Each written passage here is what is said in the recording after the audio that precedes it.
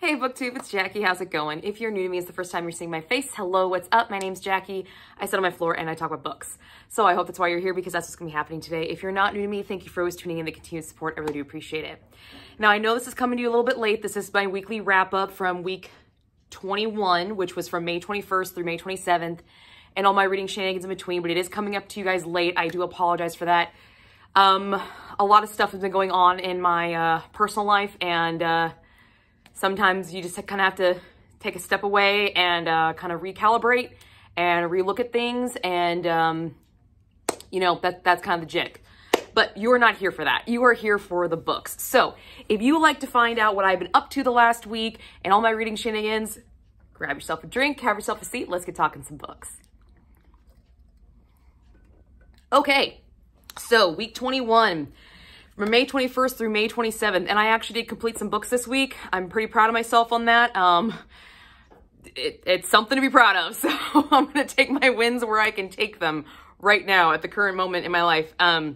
So let's just dive right in. The first book I completed was Hollow, A Love Like a Life by Jazalyn. It looks like this. I will be doing a full book review on this, as this was a author requested review, so I'm not going to go into as much depth, but there's a few things I want to mention about this book. I did give this thing 3 stars. It is a book of poetry, and this will be my very first book of poetry, so I'm still trying to figure out how to really 100% review this correctly, because I want to make sure I get this right, because I had a really good time with this book. The author sent it to me for review, and this book of poetry focuses on kind of a paranormal romance, which I thought was really, really interesting. She sent me all 3 of her works, and this was the first one I chose to go with. The quick summary of this, it is 2 ghosts that cannot be together, but they desperately want to be. And this is kind of their story on either side, going back and forth. We don't have character names. We don't really have a plot, but other than they want to be together and they can't. And this is how they feel about it. So what worked? I love the connectivity of these poems and how they were very, very connected, but at the same time, you could take a poem out and it could relate to you as an individual without needing the context of the other poems. So they were very relatable in their own right poem, but they were also very connective in their own right to connect themselves with the story. I love the demonstration of the back and forth that people go through during relationships. Of a really quick example of do they like me? Do they not like me? Do they want to be with me? Do they not want to be with me? Why do they love me when I don't even love myself? These back and forth things that a lot of people in relationships deal with internally. I loved seeing that back and forth through this poetic form. I really, really enjoyed it. I also really enjoyed the clear voices. I had a pretty good idea about 25% of the way through the book which poems belong to kind of which kind of character, because they have their own distinct voice. The rhythm that she writes these poems with, the iambic pentameter, I think is the correct word. They have their own distinct kind.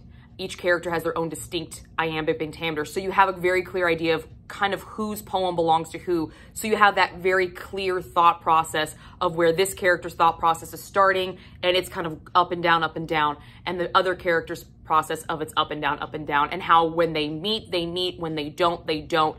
And it was really, really well done. I had a good time with it. What didn't work? There's a lot. I mean, this whole book is back and forth, back and forth, back and forth, back and forth. And that gets kind of mind-numbingly annoying after a while. But the way that it was, presented to me in this poem form, this poetic way, it made it be able to tolerate. So I didn't really have that big of a problem with it, but literally this entire book is back and forth, back and forth, back and forth of, are we going to be together? Are we not going to be together? Do you like me? Why do you like me? A lot of very, real emotions that people go through on a regular basis in relationships, even long-term relationships that are already been kind of formulated. These little nuggets of thought still pop into people's heads every once in a while. It's like, why are you actually with me? Really? I kind of suck. Why are you with me? But These back and forth moments, it was just, there was a lot of them, and the whole book is, but the way it's displayed is very, very nice, and I had a good time with it. But I will have a full book review once I figure out actually how to review it. The proper, I don't know if there's a proper way for reviewing poetry books. I've been watching some other YouTubers that review poetry books and trying to get kind of a feel of things that need to be pointed out, things that should be pointed out, and then still kind of keeping my own voice. So hopefully I will do this justice, because this book was a lot of fun, and I look forward to the rest of her books that she sent me. So yes, I had a good time with it. The next book I completed was for the ABCs of Love read along, and yes, we did postpone that show. The new one will be June 9th. I will link it up in my Instagram, and I will also put the time stamp in the down box below, because I don't remember the timestamp off the top of my head. I want to say it's 7:30, but don't hold me to it. But it is going to be June 9th for the rescheduled show for May's books. And the first book one of the first books I completed this week was Jerk by Daryl Banner, which was for that ABCs of Love read along. And this is an MM romance, second chance romance, and I would say maybe a partial bully romance. So we follow Rome and Danny. Rome is a nice guy. He's a nice guy with a huge crush on Danny, who happens to be the guy that works at his gym. Danny, however, is dating a guy named Joey. A long-term, 2-year-long relationship, well-standing, but Joey's kind of a tool. Joey's kind of your typical douchebag, and that's kind of what we see. And Rome that's all Rome sees, but Danny sees something else because he's been with him for so long. Rome and Danny get to talking, and Danny finds out that he is single, and he's like, you need a wingman. You don't really have any gay friends. We're going out. We're going to do this. And after a very uncomfortable encounter in his bedroom when they're trying to pick out an outfit, that kind of starts this sexual tension really being noticed. It's already noticed on one side, but it's hardcore noticed because of the awkward episode that happens. Sorry, I'm just going to move my notes over. They go out, and Danny is left and right knocking people away because they want Danny. They don't give a shit about Rome. They don't give a shit about him. And Rome, well, he's just throwing him back. He's just throwing him back, because what else are you gonna fucking do in that situation? I mean, I've been in that situation. That situation sucks. When your wingman is the one that's getting hit on all the time, you're just like, the fuck am I here for? Sure, party. I'll just keep drinking my sorrows over here, thank you. And that's kind of what Rome does. But all that drink starts to give him some liquid courage, and he calls Danny out on his bullshit. Calls him out on it. And basically says that Joey's a jerk. They get talking about relationships. He's like, Joey's a fucking tool. He's a jerk. He treats you like shit. He never talks to you respectfully. And Danny, instead of standing up for Joey, just kind of sits there and takes it. And then there is a moment where Rome takes a chance, and it is reciprocated. Except then thought and sense starts to come in the picture, and this moment is now ruined. After that moment, Rome kind of disappears for a little bit. And the next time we see him, he is being accosted by Joey in the gym, and Rome is fucking done. Joey's gone in his face and said, stay away from my boyfriend. You don't fucking belong there. Da-da-da, all this stuff, talking big. And Rome, something in him fucking snaps. Something just snaps, and he's like, I'm done. I'm done being the fucking nice guy. Fuck this shit, I'm out. And he just is done being the nice guy. And that's kind of where our story takes a turn. What worked in this story? I love the original concept of the story.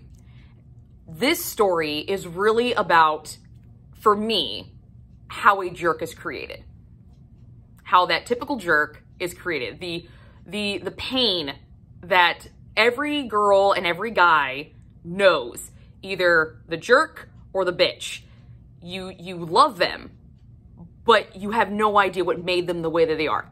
This is the moment. This is the book about that moment and what it does. And I really liked that concept. I liked it. I liked that idea of showing where they were, what triggered them, where they went, and then how it resolves. I really liked this initial concept. I thought it was a great fucking idea. Was it done particularly well? I've seen it done better. I've seen it done better, but I like this concept. I like this idea of the before, the after, and seeing that catalytic moment. I thought that was great.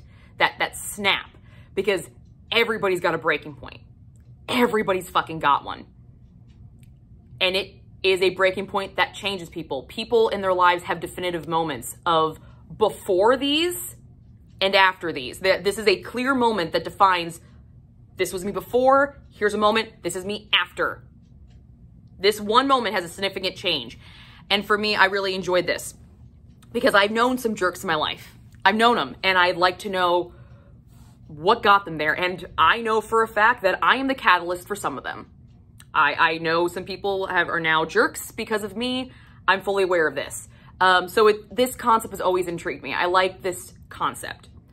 I liked Rome's character for the most part. I liked him in the beginning. I thought he was a nice guy.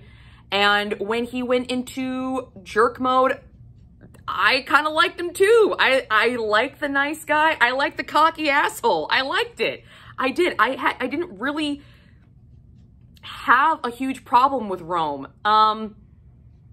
The only thing I really had an issue with was this arc was so fast. It was so fast, but we'll get to that. I really enjoyed the grovel in this book. I usually don't talk about the grovels, and I am a fan of a good grovel. And this one I thought was really, really good. I liked that grovel. I liked the asking to come back. I really fucking enjoyed that. I thought that moment was actually kind of cute and sweet for this book. I definitely enjoyed that one, for sure. It had a good grovel for me. And I also liked the idea of forgiveness and acceptance. Forgiveness and the ability to change for better or worse, and being accepted both ways. And when the change is now needs to change yet again because people need to grow and adapt, people can still forgive and accept that second change based off of the original, if that makes any sense. I really enjoyed the message that this book had, that, you know, you need to accept yourself for who you are and what you are. And don't change for other people, but grow and adapt. Don't go like this, go like this. So you have all the components together so you don't have abrupt clips. I enjoyed that. I enjoyed this a lot.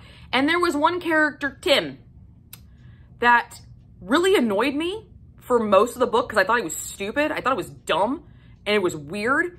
And if you read this book and you meet Tim in the beginning, you're kind of like, you are fucking nuts. I mean, I'm not kink shaming here. I'm not, but you jumped into that really fucking fast. Like, that's dumb. That's not safe. That's stupid. Holy shit, that could have gone bad. And you even acknowledge that you've been used like that. But the fact that you acknowledge that you're okay with it, I really enjoyed that, because after reading this entire book, I realized that Tim was the only character that was 100% cool with himself and didn't need to fucking change. He's like, no, I know I'm kind of weird. I know I kind of come off strange, and I don't fucking care. I'm gonna be happy the way I am. Deal with it. I thought he was a freak. I did. I was like, I don't like this guy. He's a stage 5 cleaner. He's gonna stab somebody. But turns out he is kind of the voice of reason in this book. And it was kind of fun for him in a very weird way. In a very, very weird way. I liked Tim. I liked what he represented in the story. He did it in a very odd way. He did. Very much so. What didn't work? So we have Dani and Rome. Rome re-encounters Dani after the snap and the break. And Dani, who is now single, says, I think I like the new Rome. Likes the new Rome. The cocky, the arrogant, the confident. What I'm supposed to get from this is that he likes the confidence that Rome has now, because he thinks he's still the same kind of person. And he realizes shortly thereafter that Rome has completely shucked his old ways. Fuck that guy. He got nowhere. And Dani doesn't like him anymore. Is he attracted to him? Yes, but he's just like, I like the old guy. Really? Did you like the old guy? Did you like him? Because it sounds like you kind of didn't. Because you knew your boyfriend was a douche. You never defended him. You just said, oh, well, he's sometimes hard to handle. No, that's a fucking excuse. That's an excuse. I know what that means, what that says when girls say it or when guys say it. It's like, no. You know this is bullshit behavior. You know this isn't acceptable. So why the fuck are you protecting it? Like, you're sort of not, but you kind of are. And I didn't like that. And I'm like, did you really like Danny enough? Because now that he's gorgeous and he's all ripped and he reminds you of Joey's physical body type, but yet he's still Romeo, because he liked to call him Romeo. And he's more forward and he's more confident. Now you like him. And it just kind of bothered me because Danny was a little wishy-washy for me. I'm like, I understand that he liked him in the beginning, but he didn't like him enough. Now he likes him enough to where it matters that Rome is acting like a tool.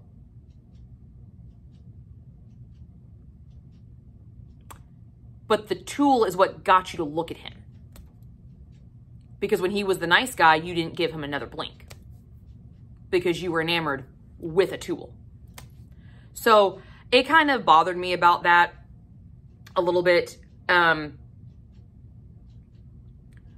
other thing that kind of, I had an issue with this was the way the writer kind of made there's a party and all of the gay men there are all about Rome when they find out he's single. He's like, oh, I'm taking him home tonight. I'm taking him. I'm like, really? Like, okay, I've never been the it girl at a party, all right? I've never been the girl that walks in and then everybody wants to talk to, everybody wants to meet. I've never been that person, okay? I've never have. So I don't know what this actually feels like and if this actually happens. But I can't imagine a bunch of full-grown men acting like, oh, I'm taking you home tonight. Every fucking one of them. And then, oh, by the way, every guy that he fucked around with during his, you know, like horn dog stage and his tool stage happens to be at this fucking party? All of them? Really? What? Like, he had a reputation walking in there, and someone was like, oh, I'm gonna take you home tonight. We're gonna have some fun. Y'all know he ain't gonna fucking call you back, but he came in with somebody else, but apparently you don't think we're just friends. Like, you guys can read the fucking room. You can read it. Like, fucking read the room. Come on. Like, I didn't like that kind of whole angle there. I just didn't like that. It kind of bothered me. Was it a dynamic moment in the story? Yes. Because the game that Rome is playing, trying to make Danny jealous, that shit pisses me off, okay? It does. It pisses me off when you intentionally make your partner jealous to get what you want. And that is what Rome is doing. But in the same vein, Danny did say, we are just friends. We're just friends. We're just friends. So what is a single hot looking guy to do if he's wanting to get, you know, action? You literally said we are just friends over and over and over and over and over again. So eventually I'm going to start listening to it. And now you want to fucking get jealous. It was another thing about Danny. It was just a lot of, you know, I want my cake, eat it too. Rome, kind of the same way. And then you have a whole room full of people that are just like, I just want to bang everybody. I'm like, what the fuck? That doesn't actually happen, does it? I don't know. I've never been the it girl at a party, so I don't know if that actually happens. I gave this a 2 chili peppers on the spice rating.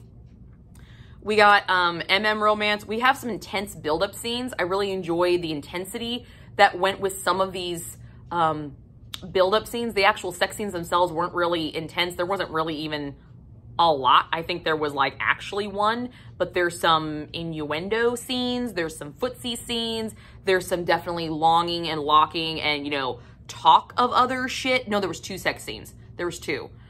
Yeah, there was actually 2 sex scenes and the intensity was there, but the actual like act itself was just kind of, all right, cool, party. It was the buildup that really intrigued me more than the actual carnality of the scene. And then you have Tim's what the fuck moments. He's got some weird, sexy what the fuck moments. And it kind of just like out of left field shit. You're like, what? You came here to go on a movie date and now you're feeding me. And calling me sir. And wanting to rub my feet. And trying to suck my dick on the first date. Okay, what the fuck, dude? No. Not cool. Not kosher, thank you. Like, what the fuck moments, Tim. What the fuck? So there was some sexualized what the fuck moments that I like, and I had a giggle with those. So, The next book I completed was also for the ABCs of Love read-along, and that was Kisses by Kristine Duggar. It looks like this, and I gave it 3 stars as well. This is a teacher-student romance. It does have triggers for mass shootings, survival guilt, and loss of a child to unnatural causes. So a little heavier hitting topics in this one. Quick summary, we have Lila, who is a journalism student and who has an interest in becoming an investigative journalist because she survived a mass shooting that actually took the life of her mother. One night, she's out with her girlfriend and she picks up a guy. Lila does this all the time. She is a hit it and quit it kind of girl. She doesn't believe in dating. Both of her parents were swingers, so she grew up in a world where sex is sex. It's an act that you act on. It is not a definitive benefit to relationships only. Kind of brain set. She's not against people dating because her best friend dates and she supports them. It's just not something for her. And if she has an itch she wants to scratch, she goes and scratches it and have a nice fucking day. And she usually doesn't do do-overs because they tend to want to start a relationship and she just doesn't want that. She just wants the super sexy fun times. Rock out. Go for it. But she picks up this guy named Sully and he rocks her world. She rocks his. Great fucking time. She does her normal thing, hits it and quits it and leaves. A couple weeks later, she walks into her investigative journalism class and lo and behold, guess who the fucking teacher is? Yeah, it's Sully. It's the hot guy who she floored when she said, no, I don't want your number. I only do this once. You have a good day. And left. Left him high and dry. After that initial realization of who he was, tension builds. We have a few instances, and then, of course, our relationship starts when a paper gets turned in and she doesn't like her grade and she confronts her professor about it. And that's where our story really kicks off. And what worked in this? Lots of sex scenes. There's a lot of sex. They like to have sex. There's a lot. I wouldn't say this is smut by any shape or form, but there's a lot of innuendo sex scenes. There's a lot of sex. There's a lot of, because that's all Lila really wants. She just wants a sexual relationship. She doesn't really want the relationship thing. It's just sex. And she says that over and over and over again. When we all know what happens when you just say that. It never stays that way. I enjoyed the plot of the story, the teacher-student romance. I do like teacher-student romances. They are a fun trope of mine. I do enjoy them. And I enjoyed the angle that this had, having her be kind of the one and done, not wanting a relationship, and him being more the aggressor in the relationship, wanting the relationship component, wanting to be together, wanting to have those feelings and get to know her in conversations. I really liked that. I enjoyed that immensely, a lot. I also loved Lila's ownership of her sexuality. She did not give a fuck. I love this. She did not care. She's like, sex is sex. It's like going, I'm hungry, I'm gonna go get some food. I'm horny, I'm gonna go have some sex. I love that. I love this. I saw protection in it. So she was still being safe even though she was having multiple partners. I enjoyed her ownership of this. I thought it was great. And what I really enjoyed is Sully's reaction to this ownership of her. Their first hookup, he is constantly saying, like, who is this girl? I've never had this. She is just, the confidence she exudes and she's just all about it. He wasn't degrading to her. He wasn't talking down to her. He wasn't thinking, oh, she does all the time. She's easy. She's a whore. Nothing like that. He was all about this confident, sexually awakened woman who wanted to bone and had a good fucking time doing it. Love that. I love that reaction. And what I really loved was the reaction after she told him it was a one and done. Loved it. Was he shocked? Was he taken aback? Yes. But he didn't revert to, oh, well, you weren't really that good anyway. He didn't start to degrade her or demean her for her choice when people do this all the time. Guys do this all the time. A lot of girls do this all the time. I really enjoyed that his reaction was not that stereotypical, oh, well, whatever. You know, he was hurt. He was kind of shocked, but he didn't choose to hurt her the way he was hurting. He chose to respect her choice and let it fucking go. Did he think about her? Fuck yes. All the time. But he didn't degrade her. He didn't talk bad about her. He didn't say, oh, well, she really wasn't that good anyway. Never mind. The worst thing he said, well, he's like, well, she's a girl. I'll move on. Let's go. Like, okay, well, that's just how it is. I've done this to people. Let's move on.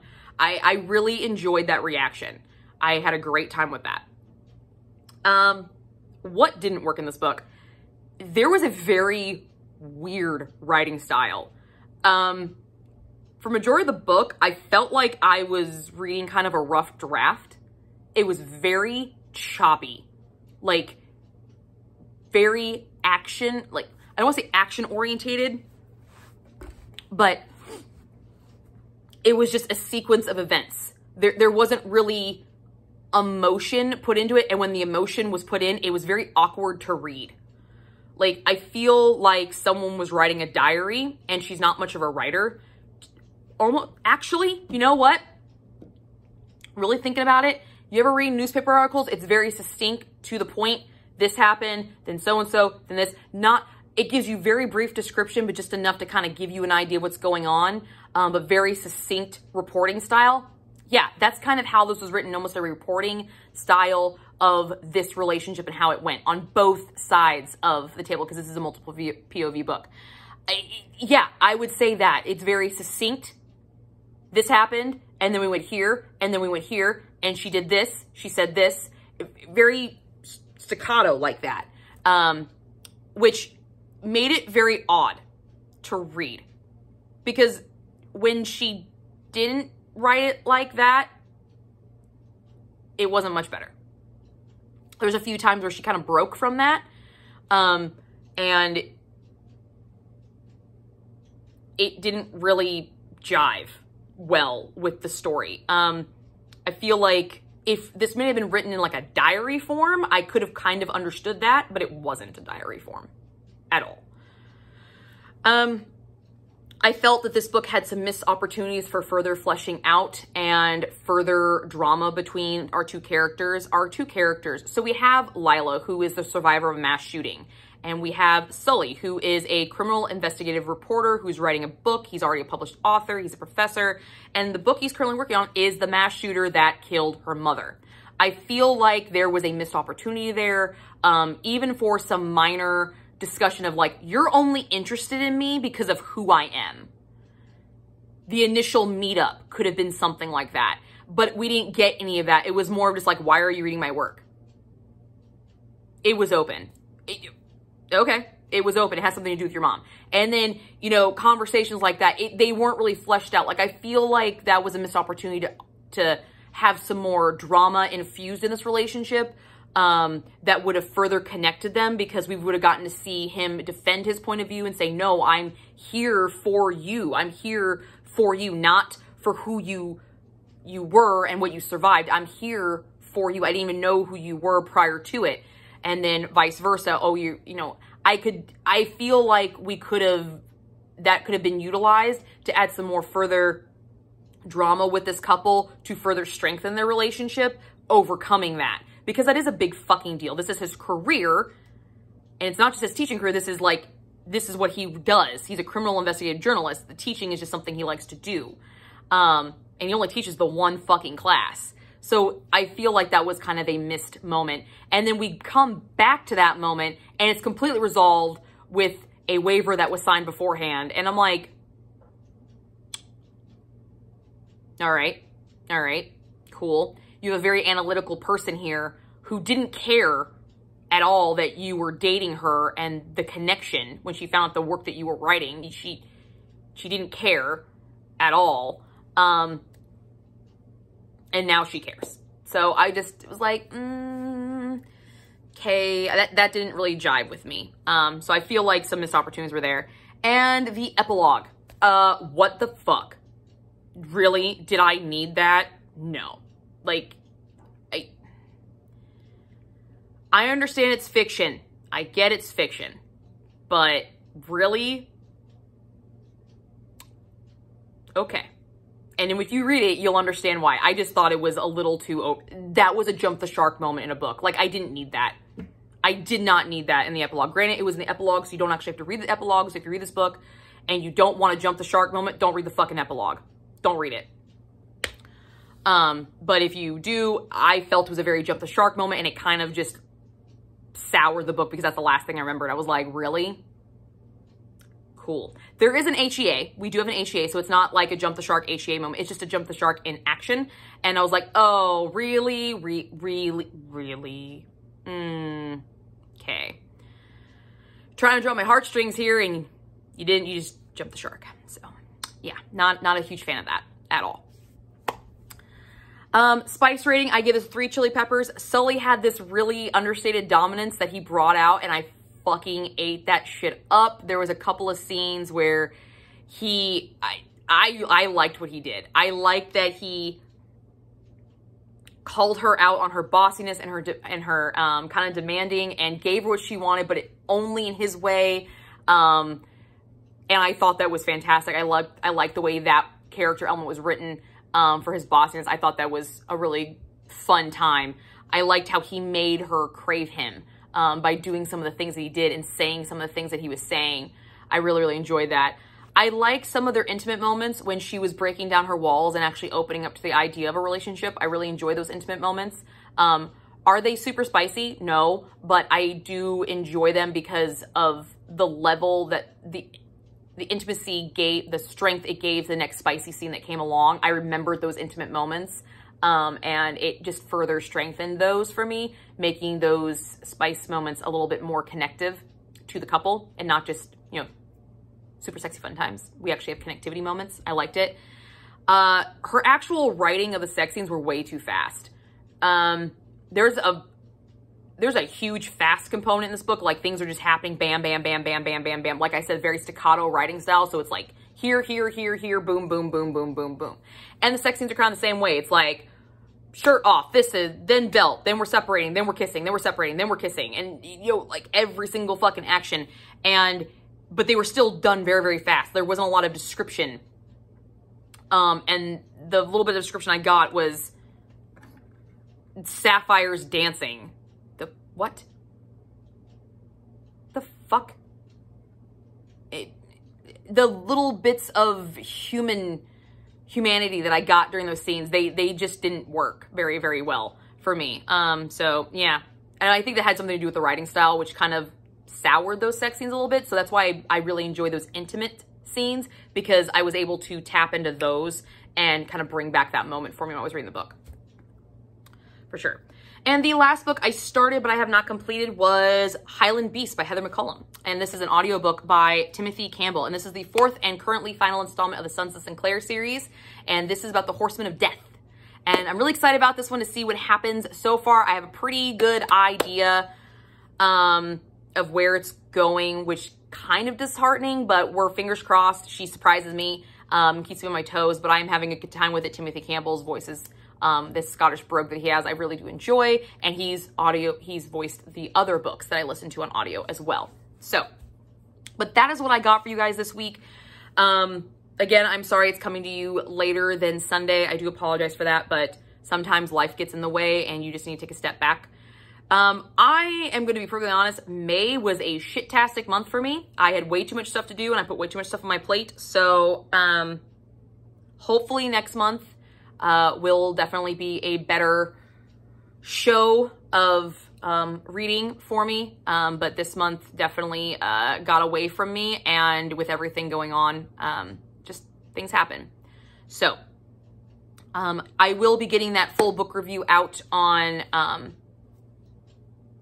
Hollow Love Like a Life here soon, and you will be seeing my Birthstone recommendation. I have not forgotten about it, nor have I forgotten about my Talk Dirty to Me book recommendation, which was the choice of a video that you will see. So you will see them. Hopefully I will get them all up before June, but I make no promises, but you will eventually get them. I promise you will get them. I just don't know when you're going to get them, along with some of my other book reviews that I have to do. But sometimes that's the way of the beast, guys. That's just kind of the way of the beast sometimes. But I hope you enjoy this, and I will see you guys all soon with another video. And thank you always for sticking with me, even during my lull periods. I do really appreciate all of you. Your comments do keep me going and keep me in the right state of mind to do this. So thank you for your understanding and your patience with me. I really do appreciate you guys, and I love you all.